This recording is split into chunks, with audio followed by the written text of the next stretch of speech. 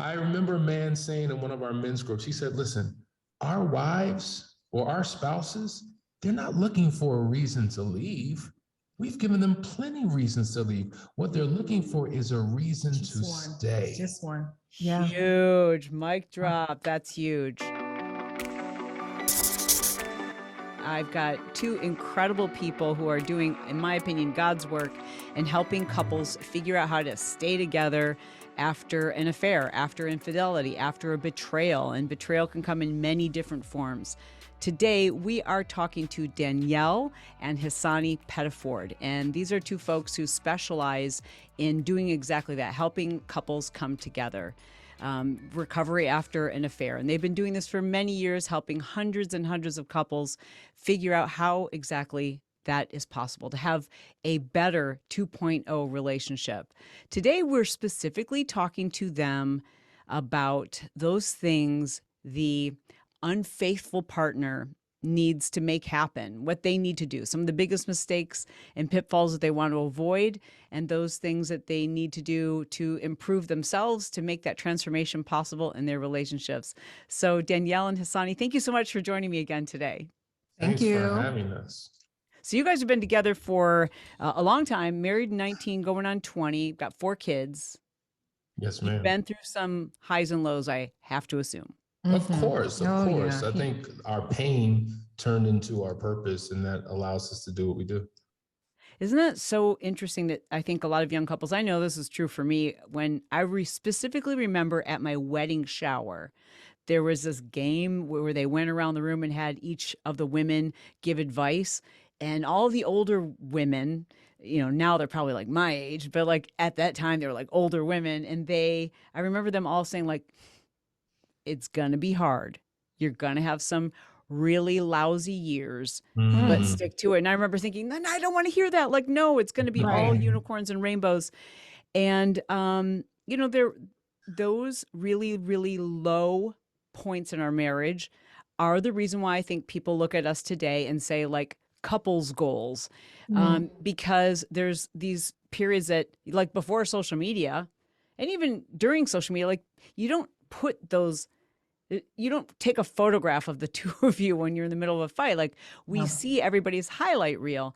But honestly, one of the reasons why we are so in tune with each other, we are so emotionally connected and our relationship is so much better today is because we've worked through some really ugly, gnarly times and in fact, betrayal. So people who listen to or tuned in on my show, you probably are aware of the fact that I discovered that my husband had been gambling for like 10 years of our marriage. And when I did discover it, I first thought that there was infidelity going on. I was certain that he was cheating and I was ready I put on my investigator hat and I, you know, did all the research and I saw all the phone numbers on the a phone bill, and when they were 800 numbers, I thought, oh well, this must be a porn line. The secrecy, the behavior, the tension between us, the lying, the things that didn't add up. It all, in my mind, woman's intuition. I'm like, there's an affair going on here, but it was in fact a betrayal. And I think that anyone who's listening who's experienced betrayal, whether it is gambling or drugs or an affair, it's really difficult to move forward from that, but we often point at the unfaithful partner and we villainize them. And for my own personal experience, once I made the decision that I wanted to stay, I realized I couldn't. Why would he stay in a marriage if I was making him feel horrible? Like, why would he stay if all that I could dump on him was more pain and shame and embarrassment? And like, what would be the motivation for him to change? Because as we know, people are motivated to change when they feel loved. And it was really hard to make him feel loved when I also wanted to pinch his head off. So I wanted to have you guys back on the show today to speak specifically to the spouse or partner who was the unfaithful one. And if you can share for us, what are some things, first of all, that we kind of need to understand and keep in mind when we're talking to the partner who was unfaithful? We did a last chance weekend, and there was a gentleman who began to share. And he said, you know what? It's not like I woke up one day and said, today is the day that I'm going to destroy my family. That wasn't my intention. I wasn't doing what I was doing because I wanted to end it, because I wanted to leave, because I wanted to cause hurt and pain.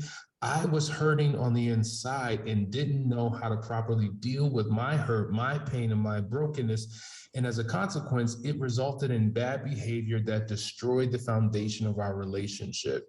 And I think oftentimes, to your point, the betrayed spouse demonizes and vilifies the unfaithful partner. It's hard for both. Like, if I'm unfaithful, right, and you villainize me, I'm the villain, you're the victim. At some point in the recovery process, we have to remove those titles. Yes. Because if we don't, if you always look at me as the villain, then how can you develop intimacy with the villain? Why would you want to? Yeah. You know? And so there's so many men and women walking around with a tremendous amount of shame, because let's just take a person who's guilty of a crime. They've gone to jail, they've served time, they've gone to prison, then they get out. But once they get out, they're reminded constantly of what they did, and they're imprisoned even outside of the jail. Yeah. And so likewise, in a relationship, that happens as well, with the hurt spouse does not allow that partner to move on, doesn't allow them to heal, doesn't allow him or her to become the best version of themselves, and they remain trapped. Absolutely. And I think there are other dynamics at play. I mean, when we're talking about betrayal, I mean, you just talked about, financial betrayal. You've got infidelity of all kinds, lying, stealing, doing other things. So there are lots of forms of betrayal, and all of it is rooted in their own brokenness, right? So they already know about their brokenness. They've been lying. They've been trying to cover their tracks. Most of them suffer from self-loathing. And so now they're caught and it's out there, and they already self-loathe, and now they're loathed by you, the person that they want to restore with. So it's a fine line that we have to walk to make sure that there is full restoration for the betrayed partner and the betrayer, because it's important for them to recover too. And unfortunately for the betrayed, they actually have to make room for that to happen. And that's why people talk about it being so unfair sometimes. So when we're talking about the person who's done the betrayal in those initial stages, right? So for those of you who haven't checked out our previous episode, I had Danielle and Hasani on, and we talked specifically to the partner who was betrayed and what they need to do in the stages of recovery. And that was a great episode, so I'll link to that below. But for those people who were the betrayer, right, the unfaithful, if you will, what are some of the most, first of all, do they go through the same kind of, I assume that they're going through the same stages too, right, if they're staying in the relationship, but how are things different for them, like right in the beginning, what are some of the biggest mistakes you can make when you've been discovered? Lie. That's the first thing you do. Yes. You lie to cover your tracks. You lie, or if you're in a position where you can no longer lie, you minimize. Ooh. Make Give me an example of what that might sound like. It was just, I didn't really, so either there have been months of an affair, but we just had sex one time. Right? So I'm minimizing what it was. Or I didn't really care about her. It didn't really mean anything. So therefore it shouldn't hurt you that bad. So wait a minute, you compromise our relationship over someone you didn't care about. It didn't mean anything. And something so trivial you allowed to get in the midst of this relationship. So when we met, or all we did was have sex. Well, the question is, what did you sleep overnight? Did you cuddle afterwards? Did you have No, none of that. Did you ever spend any money on it? No, I never spent any money. Did you ever buy a gift during the hunt? No, I never did that. So because if we reveal all of those details, then it shows or gives the impression that it was a lot deeper than it actually was. And for many, it was.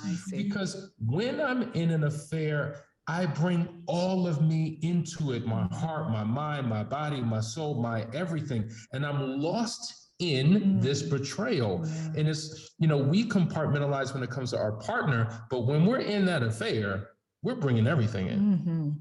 And to reveal that we think is going to cause more hurt and pain. So we lie and we minimize and we share portions of the truth to keep our spouse from further hurting. Okay, so oftentimes the motivation there is maybe I'm going to cover this up so that I don't get in more trouble. I'm going to cover this up because it's going to expose another lie, or I'm going to withhold information, which is also a form of lying, because I think it's going to cause more pain. Absolutely. But what does the unfaithful spouse need to recognize when it comes to withholding information that we think is going to hurt our spouse? Like we're doing it for good reason. Maybe like I don't want to tell her this or tell him this because it'll cause more pain. But what do we need to know about that? Here's the deal. What they think they're doing is covering and protecting. That's what they think that they're doing. At least that's what they're saying. But at the root of it, your spouse is still standing by your side after a betrayal. All they want is the truth at this point. I hear specifically wives say this to me all the time, that I stood by his side through all of this. Do you think I can't handle your truth? Do you think that I don't already know? Or I'm ready to walk. Why? Because they just won't give me the truth. All I want is the truth. And so what the unfaithful partner doesn't know is that telling the truth, the full truth, and nothing but the truth actually helps to fill that bucket of trust. It's a drop, one little drop in the bucket of trust that, okay, at least they've come clean. Now I'm at ground zero. They've told the truth.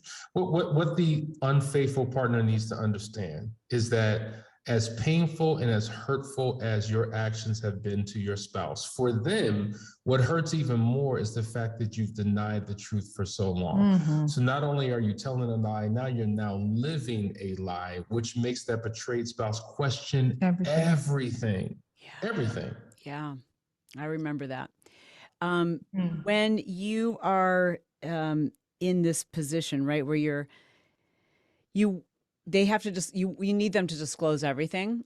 Is it wise for the unfaithful partner to just vomit everything out, even details that I didn't ask for? Or should the unfaithful partner, should they wait to be questioned? That's a very good question. Well, let's go with that train of thought. I'll wait for the question to come. The fact of the matter is the betrayed spouse can ask you 10,000 questions. But the fact is, they don't know every question to ask. So if you only answer questions that have been asked, you may only know, that person may only know about 80% of what has happened, but they're still stuck because the 20% that hasn't been shared will help make sense of the 80 that has been. So in our full disclosure process, we prepare both the betrayed and the unfaithful for the conversation.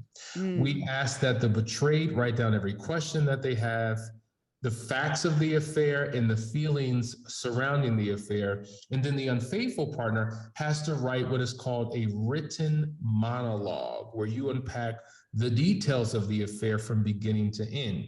So in that process, he or she reads the letter, the written monologue, and then the betrayed spouse can ask any questions about that letter. And then they get to their prepared questions. And then the unfaithful has to answer those questions. It's more comprehensive because now we're a part of it. And we're here to help explain and re-articulate and repack what has been said so that they both come out feeling like, man, we got more out of this conversation than all the other thousands prior to. Yeah, without fighting.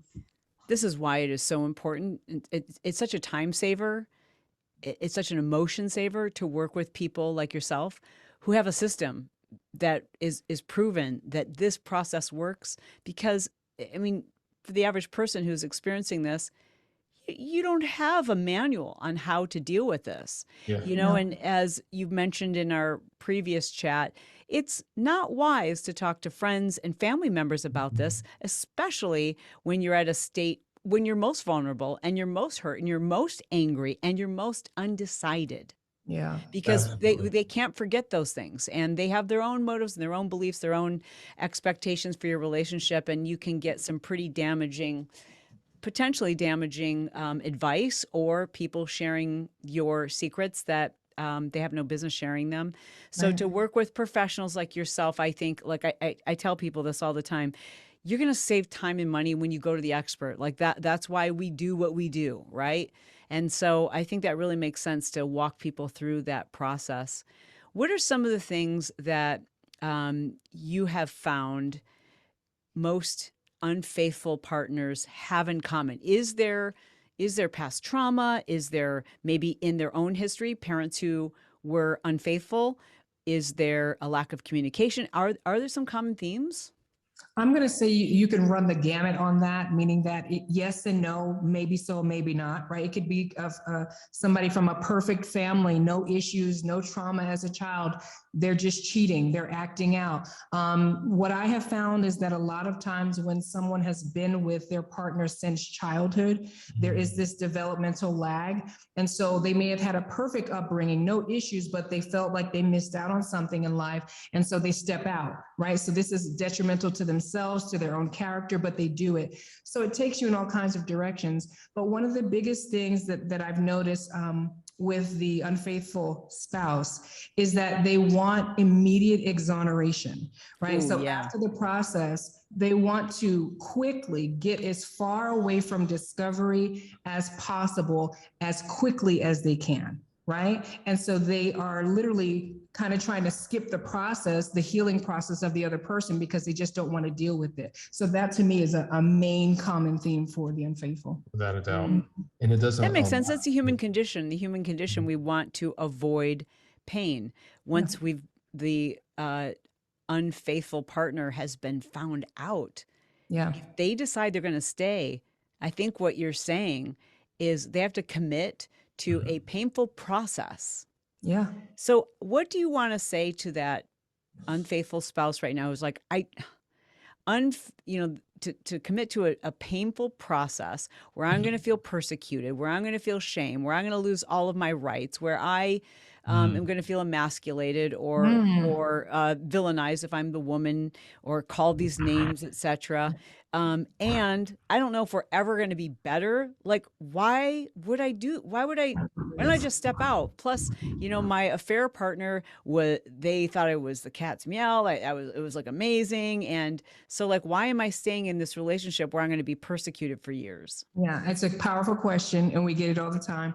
And here's the deal: you do not get to escape the process.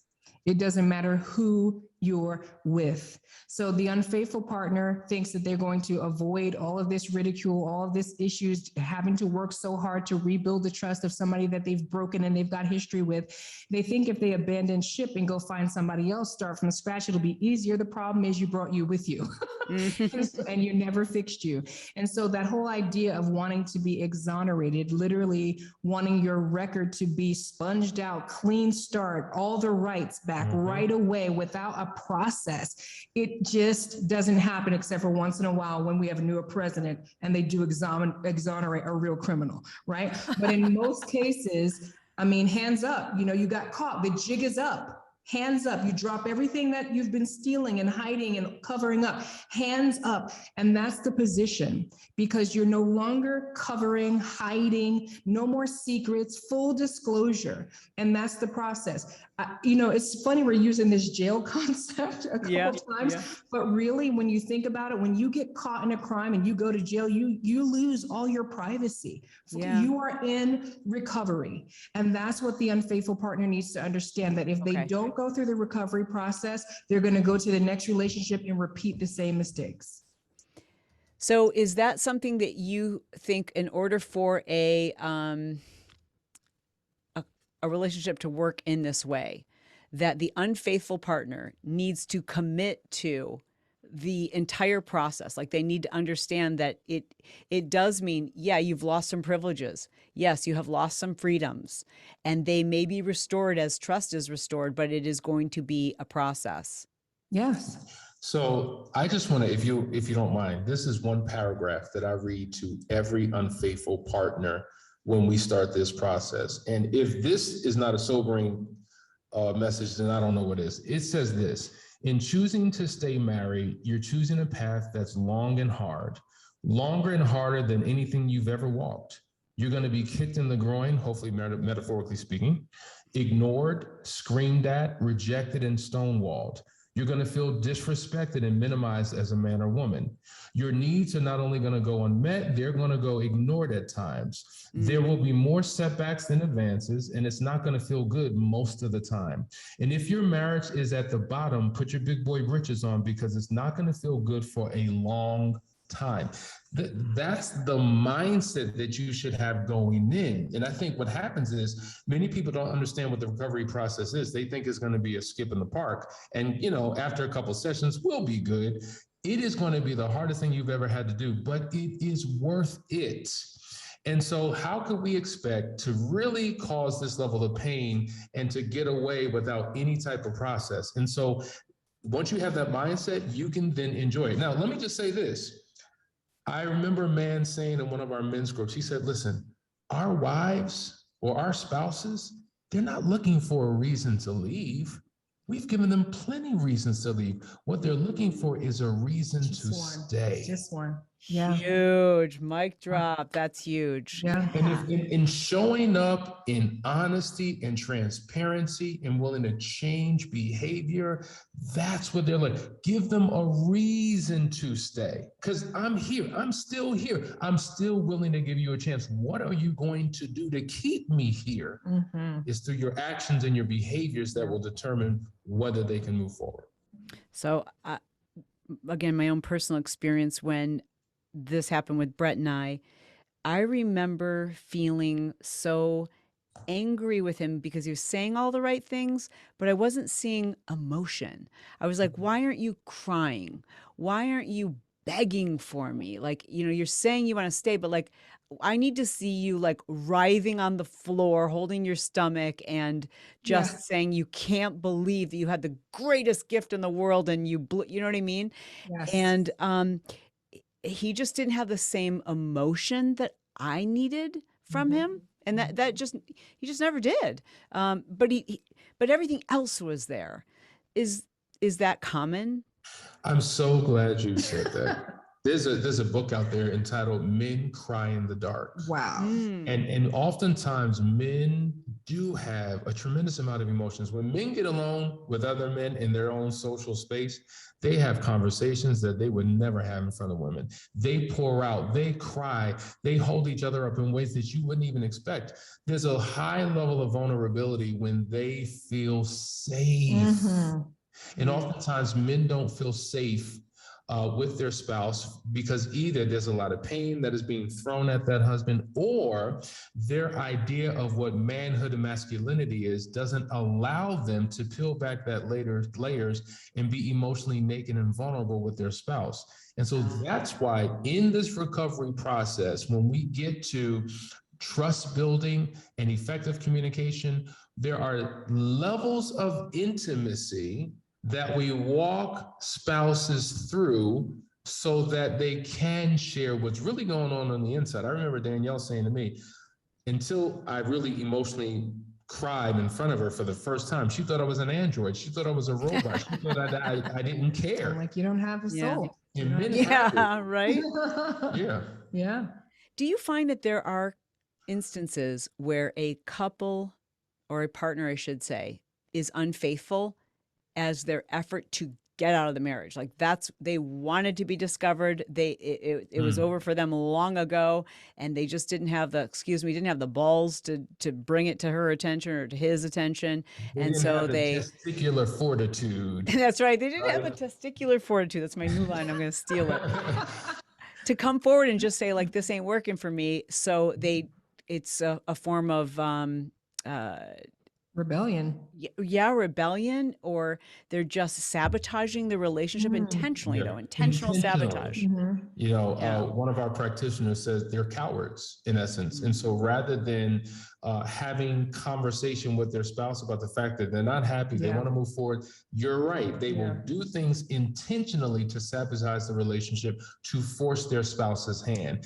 That's why they become very sloppy with their affair. So they will allow things to be seen, evidence, recordings, pictures. They'll leave it all out there because they want their spouse to do what they don't have the ability or capability to do for themselves. Yeah. In that situation, is it more likely than not that the couple will dissolve? That's not, well, here's the reality. You'd be surprised. Hmm. There's so many spouses who will stay no matter what, because maybe they're staying for the wrong reasons. They fear being alone. They don't believe that they'll, I'm of a certain age and I don't think I could ever find someone again. So if I'm going to deal with a no good man, I'd rather deal with the no good man that I know about than one that I don't, because I'm going to repeat the cycle all over again. Or woman. I'm staying because of finances. I'm staying for kids. So we've seen certain individuals literally cheat in front of them ongoing, and they will not leave. It's not so cut and dried for each couple to say, if you're having an affair, it's over. Because all the threats, all the ultimatums, all the I'm packing my bags, I'm ordering the moving truck, I'm filing papers. We've seen people file papers for divorce. There's a date on the table and they will still try to stay in that relationship. Yeah. So there's a lot of times the conflict between a couple is an outward manifestation of an internal conflict and struggle and insecurity and issues that we have within ourselves that keep us attached to trauma, this trauma bonding and all types of things that keep us in bad relationships. Yes. How often do you recommend, once the affair has been discovered, that the offending party or the unfaithful party, they need to get into therapy individually? Or do you think that the first step is to go to therapy together? So this is a good question. We always recommend that the first session be as a couple, and I'm going to tell you why. If you go individually to your counselor and she or he goes to their counselor, they're only getting one portion of the story. And so if they're only getting one portion, they're going to counsel you as best they know fit based upon what they know. They don't have the full story. So we always encourage that the first session be together so we can hear everything. And then we will say, not start with individual, it should be done simultaneously. So we have practitioners that will send you to that specifically deal with that man and that woman. And as a team, like we form together like Voltron, our practitioners come together and we may talk through what's being done, to help them best advise through the individual counseling. Yeah, and I just want to add that the most successful couples actually just stay in counseling. Like they've been with us for years, they value it. Even if they're not coming weekly, they'll go every 2 weeks or monthly, but they stay tied in. What hurts is when someone disappears for a year and there was another infidelity and everything fell apart because they didn't have the support. So the most successful couples stay in some form of counseling with us. And to that note, plugged in. Let me just say this. A lot of times people will short circuit the process because after 3, 4, 5 sessions, they feel so good. Right. And they have mistaken feelings for a foundation. Right. You need a foundation to undergird the feeling that you have so that it's maintained. And so that's why we say you got to be in there for a process to get you to the final destination. I mean, even we say this all the time, we have to go to counseling too. Sure. We derail. When we derail, we know what to do. We get back into the counseling. We get tied in, like you said. And it's important to do that. And to Hasani's point, people forget that everything is like a muscle. If you stop working it, then it gets weak. And that's the truth for us internally as spiritual beings. That we care about, we have to take care of. If you want to have nice teeth, you need to go to the dentist. Yes. So what are some of the things that the unfaithful partner, because I know you've worked with a lot of couples, some of the biggest mistakes that they've made after the disclosure that have made things worse and created more problems, aside from the, continuing to lie and cover up? Okay.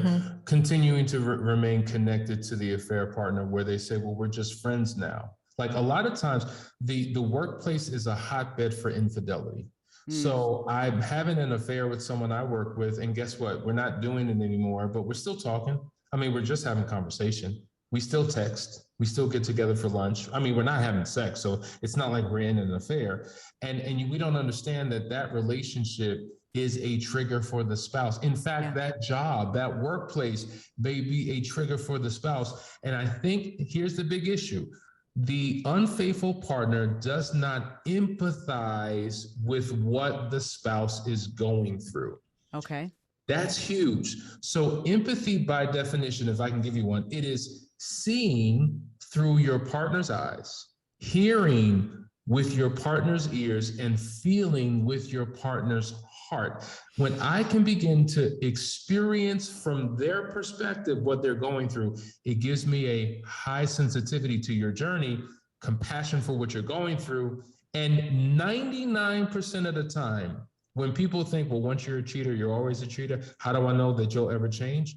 A person will literally stop cheating when they can feel the pain that their partner is going through. Imagine going to a hospital, seeing someone in the bed who's sick. I mean, you have compassion, I guess, for the sick person in the bed, but you don't feel what they feel.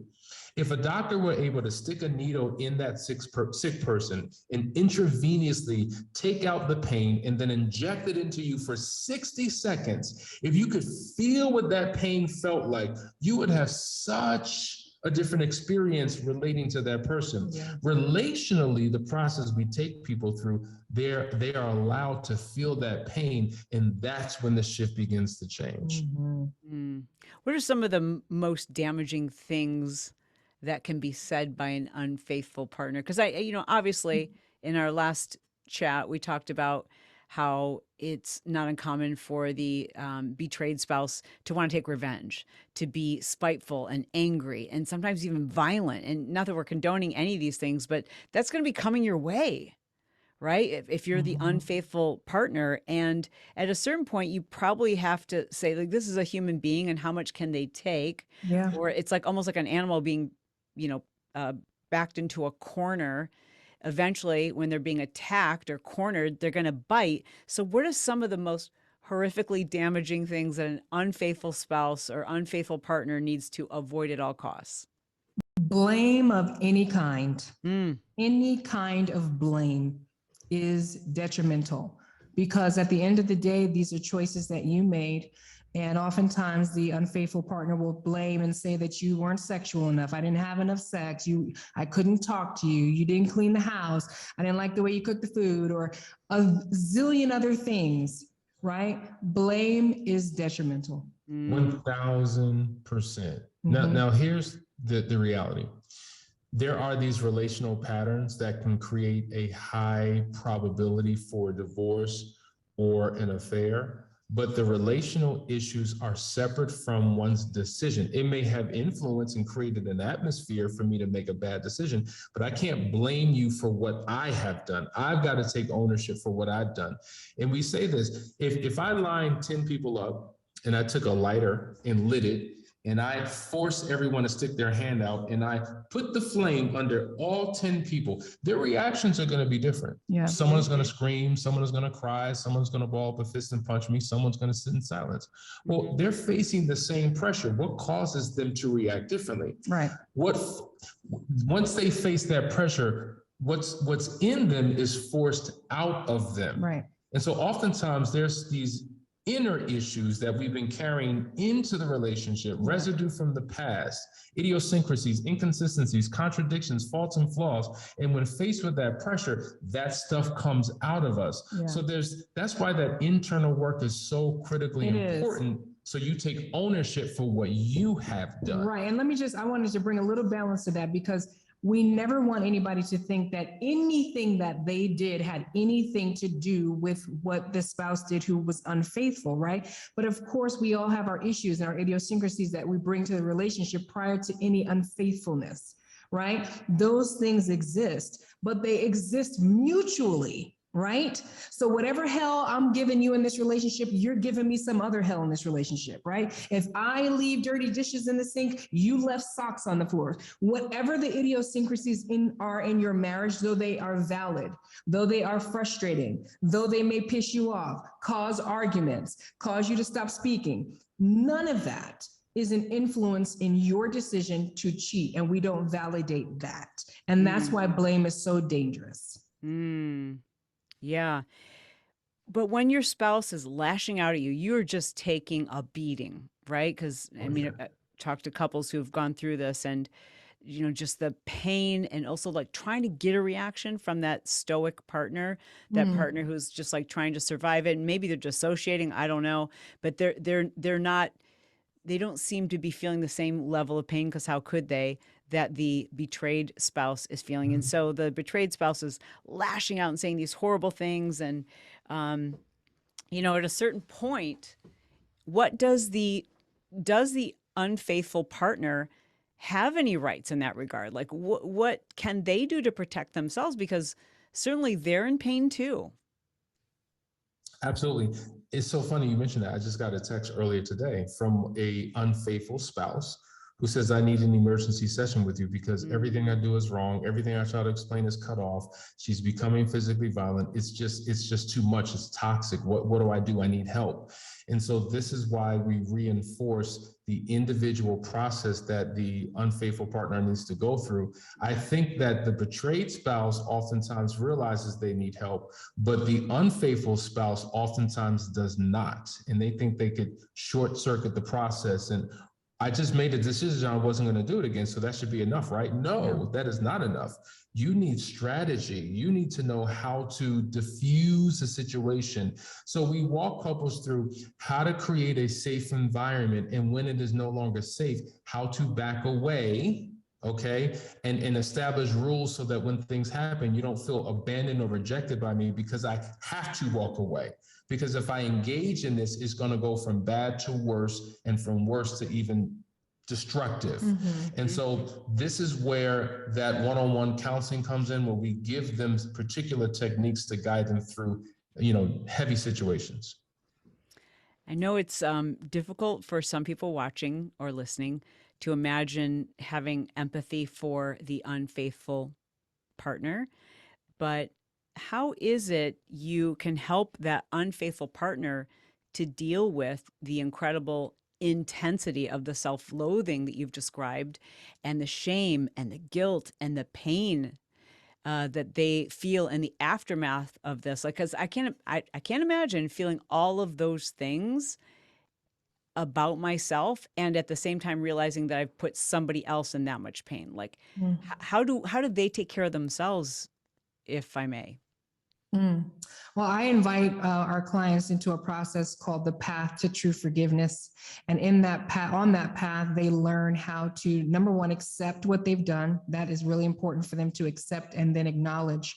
And that is part of the process, but it's a separate process with forgiveness, because I'm not only accepting that I've done this, but I'm acknowledging the hurt and pain that I've caused to someone else and to myself. And then we move into the process of forgiveness. And the interesting thing about the unfaithful partner is that they need forgiveness, they're seeking forgiveness, but they actually forget the step of forgiving themselves. Yes. And that's where we talk to them about exoneration and how God has exonerated you, and giving that, Jesus' sacrifice as an example of true exoneration when you have actually turned the table about face and you're doing something different. And so we lead them through that process to acknowledge, hey, I'm broken. I screwed up big time. I've acknowledged it. I own it. Now it's time for me to forgive myself and hope that my spouse can also forgive me as well. And then coupled with that, this is why there is such power in group.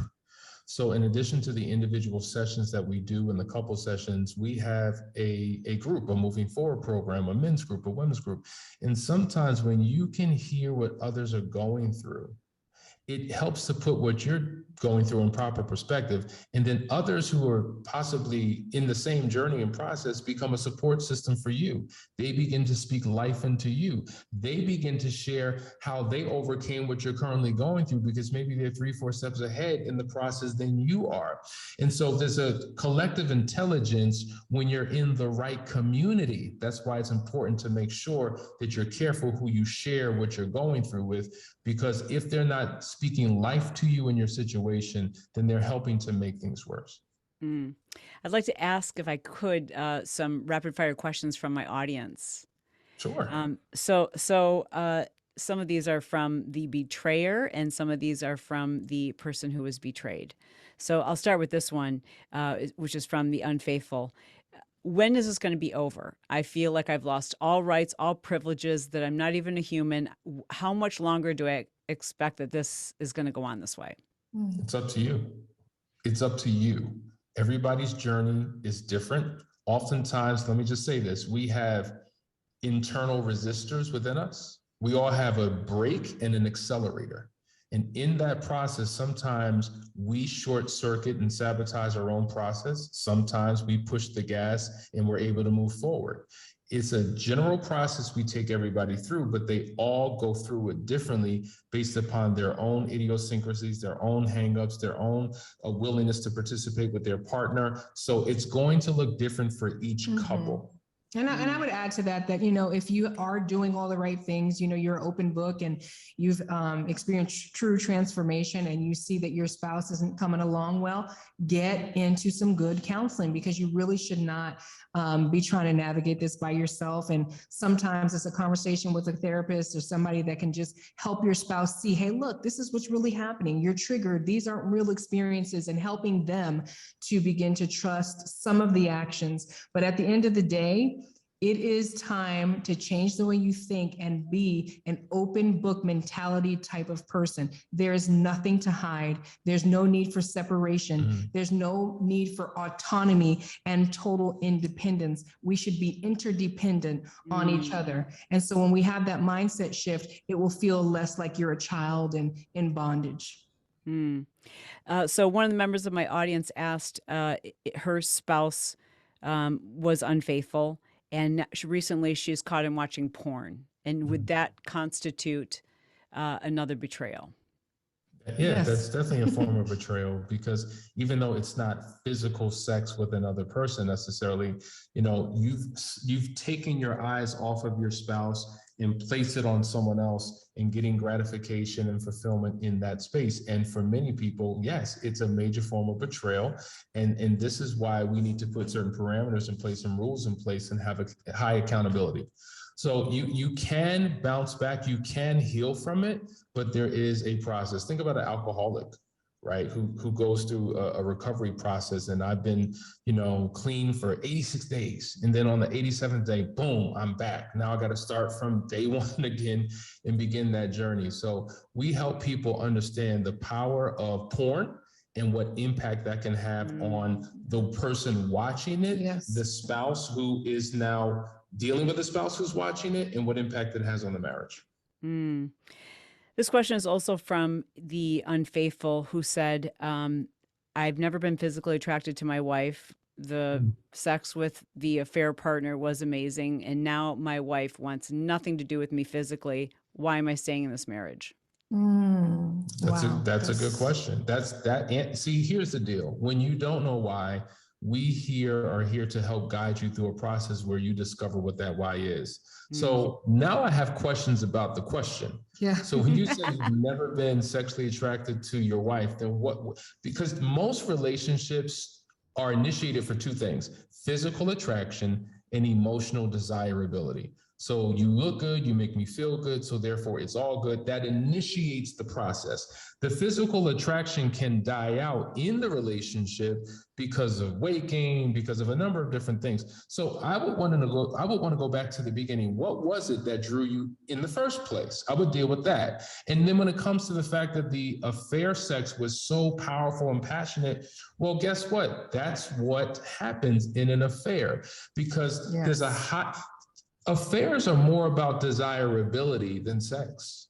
The high desire and anticipation for something is what makes the sex so intense. It's not the actual physical interaction, it's the emotions and the anticipation, and we're pregnant with the possibilities of what can be. That's what does it. When I've been in a relationship for 10 years, and yes, we have sex, and you know, sex has become a chore, a duty, and monotonous, but this highly intensified passion, that's what I'm searching for. And that's why you can't compare the two. They'll never be able to be the same because of the nature of the relationship associated with the sex. So true. Wow. So true. Yeah. And what about comments like, it's over, it's done with, it was years ago. Just get over, like, when are you going to get over it? Comments like that, at all helpful or hurtful? Hurtful, minimizing, just terribly destructive, because it means the world to you and they're minimizing it. You know, some people think that just because I didn't have sex with this person, it was an emotional affair, it didn't mean anything.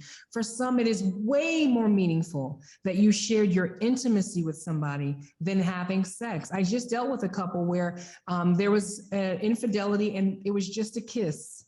And it was destructive for the husband. He just was shut down because this woman of his shared her intimacy with someone and they don't have that connection. And so minimizing is so destructive. There was a couple we recently had, they've been married, listen to this, for 38 years. Oh, okay. Yeah. The affair happened 39 years ago. Right. Oh, so before they got married? Before they got married. Wow. And they never, ever, ever dealt with it. So for 38 years, she's been carrying pain and insecurity. And then they came and did an intensive with us and was finally able to go through the appropriate process to have that release and healing. So just because it happened 10, 20, 30 years ago, if you've never effectively dealt with it and just suppressed it and buried it and moved forward, trust me, it will creep up and become a part of your dialogue and conversation. And she actually wanted him to go ahead and send that letter, that closure letter. Yeah. 39 years later, she still needed him to send that letter to cut it off. Wow. Oh, so to send a letter to the affair partner? Yeah, that's one of the steps we take you through that ends the affair. Because a lot of times there's a new term called ghosting, where I'm just going to ghost and disappear, or I'm going to change my number or block the person. But to me, that's not actually confronting the situation and ending it. And there's a closure process that we take every unfaithful partner through to finally end. It's called a no contact contract, where you end that relationship, cut off all forms. And because what happens is when we leave a crack open in the window or the door, sometimes it gets slipped right back in. And so if that person ever reaches out to you, there's got to be full transparency with the spouse, where you make them aware of what's happening. Because what happens is, oh man, she reached out to me. Let me just delete it and hide it and not tell my spouse. And somehow they find out. And then they feel further betrayed because, well, what else did you delete? What else are you not telling me? It just unravels the entire process. Also from the unfaithful spouse, wanting to know how specifically to talk about the things that were a problem in the relationship prior to the affair happening, because they feel like they don't have the right to have any complaints or any suggestions, or, you know, because it feels like they're, again, placing blame or making an excuse for why they had the affair. But yet there were these things in the relationship that weren't going well. There's a three-pronged process that we walk couples through. We focus on the marital recovery, the individual recovery, as well as the affair recovery. So we've been talking affairs all day, right? But in order to reestablish a healthy, mutually beneficial, long-lasting relationship, we have to deal with what was. And in dealing with what was, we have to deal with these issues that have caused us to be in a dark place. And separate from the affair, this is what we were going through. So let's build a healthy foundation by going through a comprehensive exercise we take them through to resolve those unresolved issues. And lastly, I wanted to ask you, are there certain signs that are happening in a marriage that are likely going to put you on the path of either infidelity or some type of betrayal? Again, you know, betrayal can be gambling, it can be porn, it can be alcohol, it can be an affair. But are there certain things that when they're happening in a relationship, if you don't address them, you're headed for disaster? I think one, and you can certainly share any others, the biggest common denominator between all couples when there's been an affair or any type of betrayal is time. Time is a major issue. When couples, think about it, most couples spend more time together before I do than after I do. Yeah. Even though we moved in together and now we're living life together, the relationship now has become the last thing on our list of priorities, because now it's about work and extracurricular and the kids and ministry and time with my boys or with females. And we'll squeeze some time in, I guess, at some point to date and to have a conversation. And we starve out the relationship and prioritize everything else. And that leads to an emotional disconnect. Yes. So couples oftentimes go from being soulmates to role mates, to roommates, and in some extreme cases, cellmates, where they feel trapped in a marital prison with their spouse. Wow. And so a time-starved marriage will fuel betrayals with people outside of that relationship. So when you say time, does this actually mean like time spent together, or are there people who are in the same household and they're together, but they're not spending time together? Does that make sense? Both. So there's a difference between quality time and physical proximity. So if Danielle and I are on the couch and she's watching TV and I'm scrolling through the phone, we're physically in the same space, but we're in two different worlds. We're not connected to each other. We're connected to the outside world. That's one thing. But then you have couples where they're working different shifts. Right. So they're coming and going like ships passing in the middle of the night. Or maybe one's in the military, or maybe they live in different states because of work or because of circumstances. Maybe the only time they see each other is on Sunday afternoons after 4 o'clock because their entire schedule. I mean, this happens more than you can imagine, where they have been starved out of time, which can literally deaden the relationship within the marriage. And they build bonds with others, and that's where it happens, when they're building bonds at work and with friends and other people. Mm-hmm. You know, I think we're probably on the same page here, but I assume that we're in agreement that when that's happening, and you know it's happening, you don't deny it, that's when it's time to get into therapy. And even if your partner won't go with you, it's important that you just start working on yourself, because if you wait, then you are heading for disaster. You are waiting for that rock bottom. And sometimes people can't recover from that. Sometimes it's just, you can forgive, but you can't forget, and the pain is too much to keep the relationship together. So I just want to encourage anyone who's listening to recognize that that's happening, to know that it's normal, but also to understand that there are resources. There are people like Danielle and Hasani who can help you. There are therapists in your area. There's online therapy. There's so many options available to you. And there's no shame in that. I mean, the shame, I think, comes when we know things aren't going well and we just ignore it. Like, we know we've got a toothache and we just keep skipping that dentist year after year until now we need a root canal and the tooth can't be saved. Absolutely. Yes. Wow. Well, for those folks who are interested in working with the two of you, and obviously you do life coaching and marriage coaching, so they can reach out to you even if it's not related to their partner or relationship. But how can they reach out to you, or where can they get in touch with you? You can simply go to couplesacademy.org. That's ORG, to find out more about our programs and our services. And we would love to partner with you to help you to become the best version of yourself, so that you can have the best life and the best relationship that you can have. And we have an amazing team of practitioners with expertise in many areas, with a number of different modalities that they use to guide, people through. And how often do you guys do your live retreats? Wow. We're doing them pretty much once a month. We have these last chance. Yeah. Okay. And I thank you for saying that. We don't do retreats. We're out of the retreat business. We do intensives where we're together for 10, 12, 14 hours a day doing deep dive work.